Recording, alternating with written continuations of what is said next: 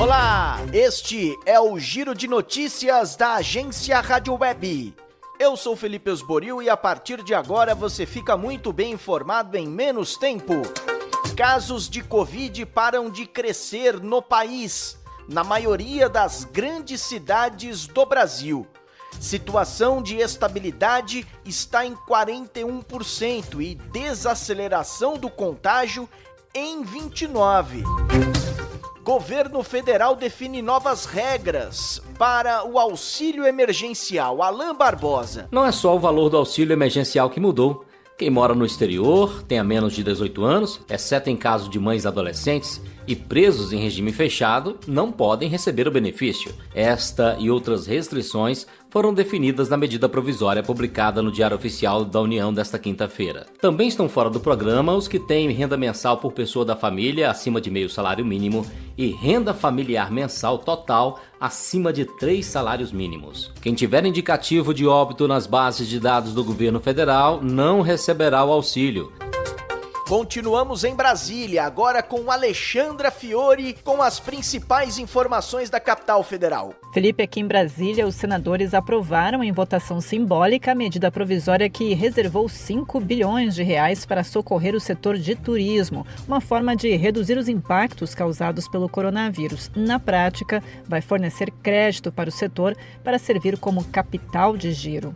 E no Executivo, os detalhes da reforma administrativa foram finalmente divulgados e, de fato, prevê o fim da estabilidade do servidor público e muda regras de promoção. O repórter Yuri Hudson tem os detalhes. Exatamente, Alexandra Fiore. A reforma administrativa foi a bola da vez do dia aqui em Brasília. A proposta finalmente chegou ao Congresso Nacional depois de muita cobrança do presidente da Câmara, Rodrigo Maia, e também do presidente do Senado, Davi Alcolumbre.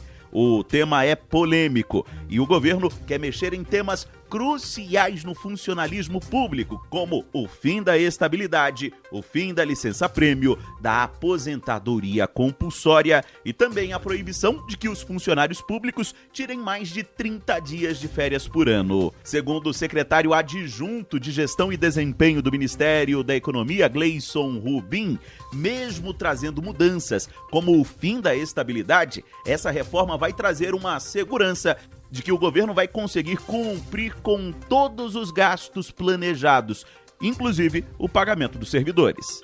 A palavra de ordem aqui é segurança. Nós começamos a apresentação mostrando exatamente qual será o desfecho da situação atual se nada for feito. Nós não teremos a garantia, muito menos a segurança, de que os salários dos atuais servidores continuarão a ser pagos. Outra mudança crucial dessa reforma é sobre o regime de contratação dos servidores públicos. Atualmente, todos são contratados pelo regime jurídico único, mas a reforma cria novos 5 modelos. Essa proposta também dá mais poderes ao presidente da República. Por exemplo, o chefe do Executivo poderia reorganizar a administração pública e transformar cargos sem aumento de despesa, isso por decreto. Dentro do Congresso Nacional, a matéria foi alvo de críticas da oposição. Já o presidente da Câmara, Rodrigo Maia, defensor da proposta, elogiou a matéria. Se faz ajustes, mas eu acho que a base da proposta é boa. Eu acho que está na hora do serviço público também ter um olhar sobre produtividade, sobre qualidade, sobre eficiência. E o governo tem ignorado um pedido da ONU para a missão sobre ditadura ao Brasil, tudo porque há um desmonte em relação aos mecanismos de reparação às vítimas da ditadura militar. A ONU solicitou em abril, oficialmente, autorização para realizar uma missão para investigar essa situação. O governo ainda não sinalizou se vai ou não aceitar. O Ministério da Mulher, da Família e dos Direitos Humanos já afirmou que não fechou o calendário de visitas de procedimentos por conta da pandemia. Com você, Felipe. O presidente da República, Jair Bolsonaro, provocou aglomerações no interior de São Paulo. Ricardo Rodrigues. O presidente Jair Bolsonaro provocou aglomeração em Pariquera-Açu, município do Vale do Ribeira, no estado de São Paulo.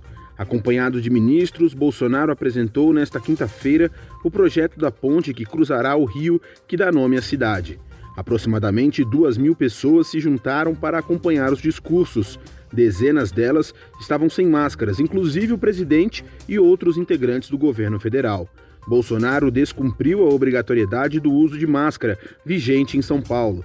O governo estadual informou ainda que solenidades como esta só podem ser feitas em locais que estejam há 28 dias na fase amarela do Plano São Paulo.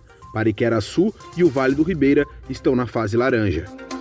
Alberto Fernandes, presidente da Argentina, afirmou: "Não sei porque a família Bolsonaro se preocupa tanto comigo." O argentino respondeu às críticas feitas por Eduardo Bolsonaro contra o seu governo. Augusto Aras, procurador-geral da República, diz que debandada do grupo da Lava Jato em São Paulo é questão interna. 7 procuradores pediram desligamento da força-tarefa.